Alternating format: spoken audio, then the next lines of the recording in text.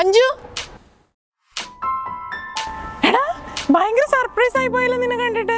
നീ ഇവിടെ അറിയായിരുന്നു, പക്ഷെ ഇങ്ങനെ ഒരു കൂടിക്കാഴ്ച പ്രതീക്ഷിച്ചില്ല കേട്ടോ. നീ എന്താ ഇവിടെ? എന്റെ ഒരു ക്ലൈന്റ് മീറ്റിംഗ് ഉണ്ടായിരുന്നു ഇവിടെ, അതിന് വന്നതാ. നീയോ? ഞാനിവിടെ സൂപ്പർ മാർക്കറ്റിൽ വന്നതാ. പിന്നെ നീ ഇവിടെ എന്തായിട്ട് വർക്ക് ചെയ്യുന്നേ? ഞാൻ ഇവിടെ ഒരു MNC-യിലെ ഓപ്പറേഷൻ മാനേജറാണ്. കാറൊക്കെ ഉണ്ട്. അങ്ങനെ നീ ആഗ്രഹിച്ചതോടെ എല്ലാം നേടിയെടുത്തല്ലേ? അതെ, അതിന് ക്രെഡിറ്റ് നിനക്കും ഉണ്ട് കേട്ടോ. കാരണം നിനക്ക് ഓർമ്മയില്ലേ, പണ്ട് നിന്റെ എക്സാം പേപ്പർ നോക്കിയിട്ടാ ഞാനൊക്കെ കോപ്പി അടിച്ചായിരുന്നത്. പിന്നെ പറ, ഞാൻ നിന്റെ കാര്യങ്ങൾ അറിയാനാണ് എക്സൈറ്റഡ് ആയിക്കണത്. ടീച്ചേഴ്സിന്റെ സ്കൂളിന്റെ ഒക്കെ പ്രതീക്ഷ വരുന്നില്ലേ നീ? എന്തിന് പഠിത്തത്തിൽ, കലോത്സവത്തിന്, എല്ലാത്തിനും നീയായിരുന്നു ഫസ്റ്റ്. നീയായിരുന്നു ഞങ്ങളുടെ ഇൻസ്പിറേഷൻ. നിന്റെ കാര്യം കേൾക്കാനാണ് ഞാൻ എക്സൈറ്റഡ് ആയി നിൽക്കുന്നത്. പറ. ആയിരുന്നു, പക്ഷെ ഞാൻ എവിടെ എത്തിയില്ലടോ.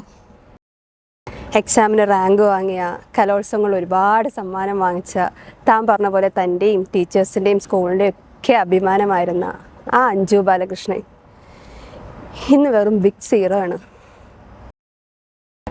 പക്ഷെ നീ ഇങ്ങനെ സക്സസ് ആയി നിൽക്കുന്നത് കാണുന്നതിൽ ഭയങ്കര സന്തോഷമുണ്ട് കേട്ടോ. നിനക്ക് എന്താടാ പറ്റിയേ?